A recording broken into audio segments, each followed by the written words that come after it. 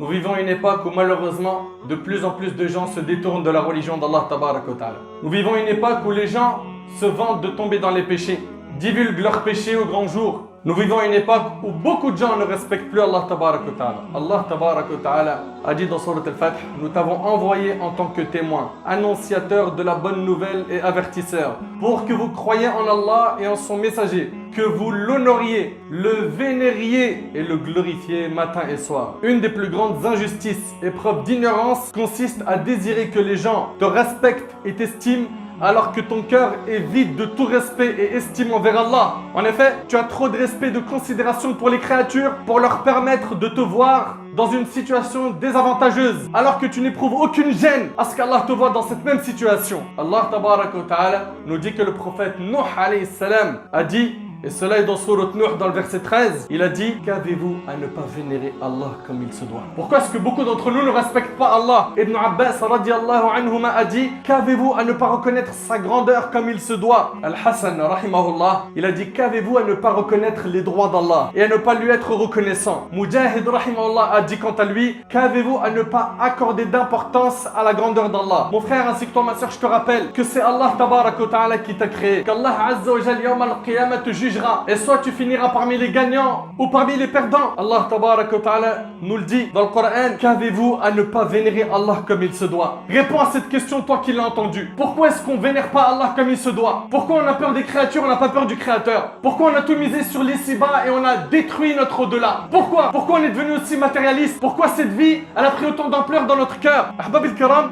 c'est Allah Tabarak wa Ta'ala qui nous a créé à la perfection, qui nous a accordé tous les bienfaits dont on jouit. Ne mérite-t-il pas qu'on soit reconnaissant vers lui? Allah Tabarak wa Ta'ala nous dit dans Surat Al-Mu'minun, nous avons certes créé l'homme d'un extrait d'argile, puis nous en fîmes une goutte de sperme dans un reposoir solide. Ensuite nous avons fait du sperme une adhérence, et de l'adhérence nous avons créé un embryon. Puis de cet embryon nous avons créé des os, et nous avons revêtu les os de chair. Ensuite nous l'avons transformé en une toute autre création. Gloire à Allah, le meilleur des créateurs. Et puis après cela, vous mourrez. Et puis au jour de la résurrection, vous serez ressuscités.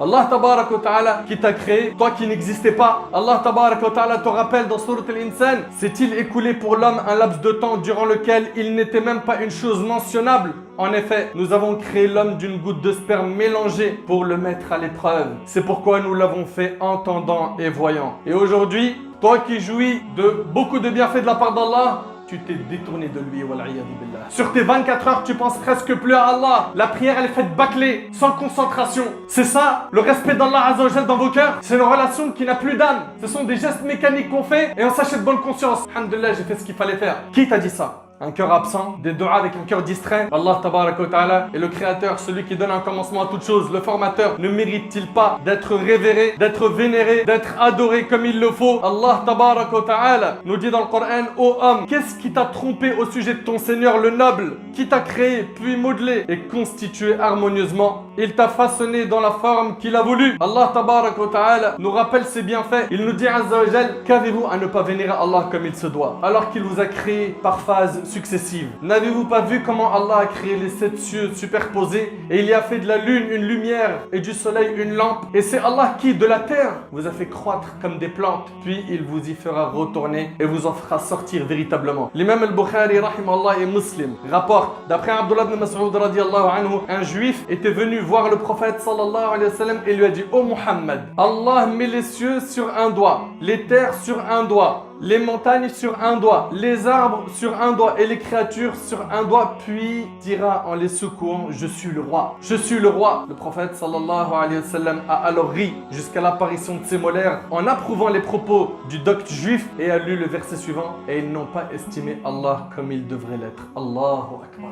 Allahu Akbar. Est-ce que vous écoutez un petit peu avec les oreilles de votre cœur? Est-ce qu'on a réellement estimé Allah Tabarak wa Ta'ala comme il devait l'être? Alors qu'au jour de la résurrection, il fera de la terre entière une poignée et les cieux seront pliés dans sa main droite. Gloire à lui, il est au-dessus de ce qui lui associe. Allah Tabarak wa Ta'ala se présente à nous et il nous dit dans le Coran, Allah, point de divinité à part lui, le vivant, celui qui subsiste par lui-même Al-Qayyum, ni somnolence ni sommeil ne le saisissent. À lui appartient tout ce qui est dans les cieux et sur la terre. Qui peut intercéder auprès de lui sans sa permission? Il connaît leur passé leur futur et de sa science, il n'embrasse que ce qu'il veut. Son trône, Al-Kursi, déborde les cieux et la terre, dont la garde ne lui coûte aucune peine. Et il est le très haut, le très grand. Où en sommes-nous par rapport au fait de respecter Allah, de vénérer Allah? J'adresse tout de suite un message clair et direct à nos frères et sœurs qui sont loin d'Allah et qui refusent d'entendre parler de la religion d'Allah. Quand tu viens les prêcher, ils font tout pour te fuir. Ils font tout pour se boucher les oreilles. Allah Azza wa Jal nous dit: qu'avez-vous à ne pas vénérer Allah comme il se doit? Toi qui ne pries pas et qui remets ça plus tard, qu'attends-tu pour vénérer Allah comme il le faut? Ma sœur, toi qui ne portes pas le voile et qui te plaît de ta situation, à tous nos frères et sœurs qui s'habillent mal, et combien ils sont nombreux aujourd'hui. Aujourd'hui, c'est carrément dans les réseaux sociaux, allez voir sur TikTok,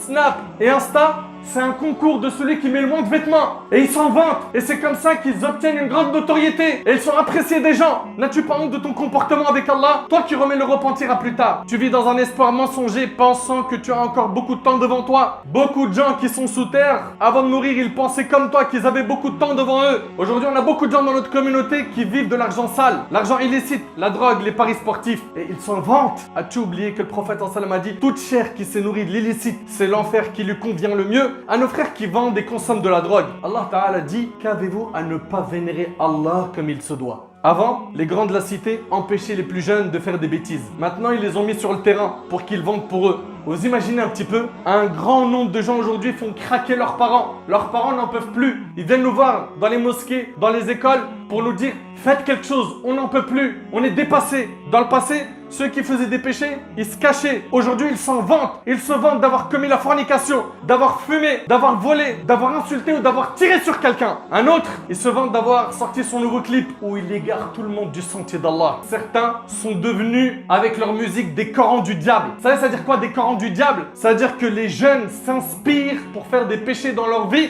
en écoutant leurs paroles. Ils boivent leurs paroles comme si c'était une révélation divine. Et ces paroles les façonnent. Ils appellent à la fornication, à l'obscénité, la vulgarité, à la violence. Ils disent des mots qui sont gravissimes et ils savent qu'ils égarent. Et qu'est-ce qu'ils nous disent? Un jour, Inch'Allah, on se repentira. Ne remets jamais, on repentira plus tard. Les temps ont changé. On est vraiment dans la fin des temps. Dans le passé, les gens se cachaient quand ils ne jeûnaient pas. Aujourd'hui, ils jeûnent pas le ramadan et ils mangent devant toi dans le plus grand des calmes. À tous nos frères et sœurs qui vivent pour exister sur les réseaux sociaux, pour se mettre torse nu, voire nu, pour des likes, en ayant des tenues très provocatrices. À tous ces gens-là, où est passée votre pudeur? Pourquoi est-ce que vous l'avez enterré de vos mains? Pour quelle raison? Vous avez vendu vos principes. Vous avez piétiné la religion d'Allah pour avoir la reconnaissance des gens. Ces gens-là se sont souciés de leur image envers les humains, mais pas leur image auprès d'Allah Tabaraka wa Ta'ala. À tous les parents qui ont divorcé de leur rôle, vous qui n'avez presque plus d'informations de vos enfants, ils rentrent tard avec une odeur nauséabonde d'alcool, avec des liasses d'argent, parfois même avec des armes. Vous ne savez même pas d'où provient tout cela. Wallahi l'azim, vous serez questionné sur vos enfants yawm al-qiyamah. Le prophète alayhi salatu wassalam a dit, dans le hadith d'Ibn Omar rapporté par le Bukhari: vous êtes tous des bergers et chaque berger est responsable de son troupeau. Et il se peut que ton adversaire yawm al-qiyamah ce soit ton enfant. Tu te retrouveras à affronter ton enfant devant Allah. Pourquoi? Tu l'as négligé. Tu l'as donné une totale liberté. Allah Ta'ala nous dit: qu'avez-vous à ne pas vénérer Allah comme il se doit? Ô vous qui avez sali l'image de la religion d'Islam par vos paroles, par vos actions, qu'avez-vous à ne pas vénérer Allah comme il se doit? Vous avez tous espoir de vivre longtemps. Une longue vie est désirable et bénéfique dès lors qu'elle donne l'occasion de se rappeler d'Allah, de rattraper le temps perdu, de profiter des occasions pour adorer Allah, se repentir sincèrement. Comme Allah Ta'ala a dit: ne vous avons-nous pas donné une vie assez longue pour que celui qui réfléchisse? Or, celui qu'une vie longue et durable ne pousse pas à corriger ses défauts, à rattraper les erreurs du passé, à profiter du reste de ses jours pour revivifier son cœur et obtenir ainsi les délices éternelles, sa vie ne présente alors aucun bien. Selon Abu Bakr, radiallahu anhu, le prophète sallallahu alayhi wa sallam a dit: le meilleur d'entre vous est celui dont la vie est longue et dont les œuvres ne font que s'améliorer. Et le pire d'entre vous est celui dont la vie est longue et dont les œuvres ne font qu'empirer, rapporté par Tirmidhi. Et selon Jabir, radiallahu anhu, le prophète sallallahu alayhi wa sallam a dit: mon image et la vôtre est celle de quelqu'un qui a allumé un feu. Les criquets et les papillons se mirent à y tomber cependant qu'il cherchait à les en écarter. C'est ainsi que moi-même je vous retiens par le fond de votre ceinture pour vous éviter de tomber dans le feu tandis que vous échappez de ma main, rapporté par Muslim. Allahu Akbar. Le prophète alayhi salatu wassalam, il a tout fait pour qu'on ne tombe pas dans le châtiment. Mais il y en a qui lui échappent. Il y en a qui ne veulent pas d'eux-mêmes rentrer au paradis. Ils ne se donnent aucun moyen. Vénérer Allah, c'est ne jamais mettre quoi que ce soit au même niveau que lui. Vénérer Allah, c'est aussi ne pas le considérer comme le plus méprisable des observateurs en se permettant de faire des péchés en secret. Vénérer Allah, c'est aussi refuser de n'offrir à Allah que gestes et paroles durant l'adoration sans que le cœur et l'âme n'y soient. Alors que quand on est avec des gens, on leur donne tout notre cœur et notre concentration quand on discute avec eux. C'est aussi ne pas donner priorité à ses propres désirs sur ceux de son Seigneur. Allah tabaraka wa ta'ala a dit, voilà ce qui doit être observé. Et quiconque prend en haute considération les limites sacrées d'Allah, cela lui sera meilleur auprès de son Seigneur. Allah ta'ala nous dit également, voilà, et quiconque exalte les injonctions sacrées d'Allah s'inspire en effet de la piété des cœurs. Allah tabaraka wa ta'ala nous dit, les vrais croyants sont ceux dont les cœurs frémissent quand on mentionne Allah. Et quand ces versets leur sont récités, cela fait augmenter leur foi. Et ils placent leur confiance en leur Seigneur. Ceux qui accomplissent la salat et qui dépensent dans le sentier d'Allah de ce que nous leur avons attribué, ceux-là sont en toute vérité les croyants, à eux des degrés élevés auprès de leur Seigneur, ainsi qu'un pardon et une donation généreuse. Allah tabaraka wa ta'ala dit, ô vous qui avez cru, ne devancez pas Allah et son messager, et craignez Allah. Allah est audient et omniscient. Allah tabaraka wa ta'ala nous dit, c'est Allah qui sait alors que vous ne savez pas. Soumettez-vous à lui, revenez vers lui, repentez-vous à lui. Le croyant est toujours sur ses gardes.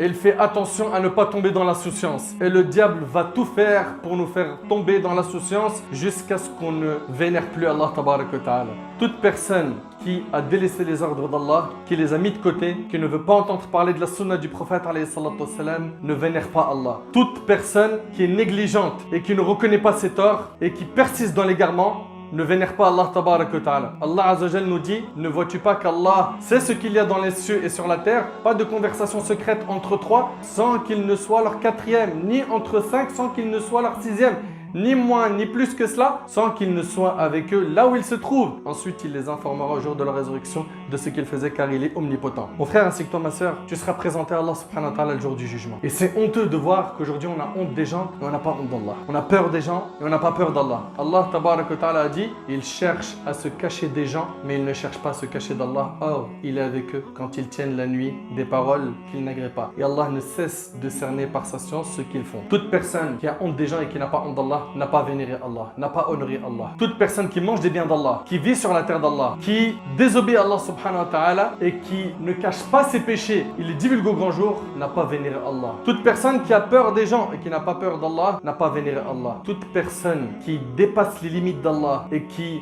a mis de côté le livre d'Allah, la sunna du prophète sallallahu alayhi wa sallam, n'a pas vénéré Allah, n'a pas respecté Allah. Pensons à Allah tabaraka wa ta'ala tout le temps. Rappelez-vous qu'un jour on va quitter cette vie. Déjà fait alam al-barzakh, ça peut être très compliqué pour certains. Et le jour du jugement, c'est un jour où Allah tabaraka wa ta'ala l'a appelé le jour du regret. Il a beaucoup de noms. Car pour pas qu'on regrette le jour du jugement, reprenons-nous en main sérieusement et honorons la religion d'Allah. Respectons les limites sacrées d'Allah. Le diable va tout faire pour nous prendre dans son chemin. Évitons-le et concentrons-nous sur une seule chose, c'est de suivre le modèle qu'Allah subhanahu wa ta'ala a envoyé, Rasulullah sallallahu alayhi wa sallam. Qu'Allah tabaraka wa ta'ala améliore notre situation, qu'Allah subhanahu wa ta'ala nous pardonne nos manquements, qu'Allah subhanahu wa ta'ala nous guide et fasse de nous des pieux. أسأل الله سبحانه وتعالى أن ينفعني بما قلت وأن ينفعكم بما سمعتم. سبحانك اللهم وبحمدك أشهد أن لا إله إلا أنت أستغفرك وأتوب إليك.